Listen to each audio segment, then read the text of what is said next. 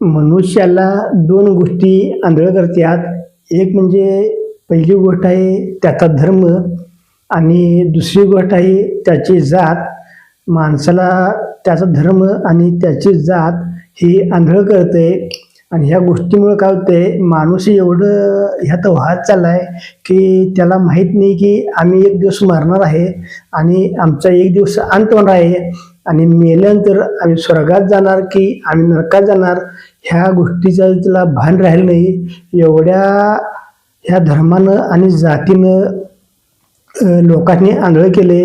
आज विचार करा, स्वर्ग नरक आहे तर तुम्हाला सांगतो त्या स्वर्गामध्ये तुमचा धर्म नसणार आहे, तुमची जात नसणार आहे आणि तिथं तुम्हाला हिशोब द्यायला लागणार आहे. आणि खरोखर मेल्यावर तुम्ही स्वर्गात जाणार का नरकात जाणार ह्याचा विचार करा. आणि खरोखर ह्या जातीच्या आणि धर्माच्या बंधनातून तुम्ही मुक्त व्हा.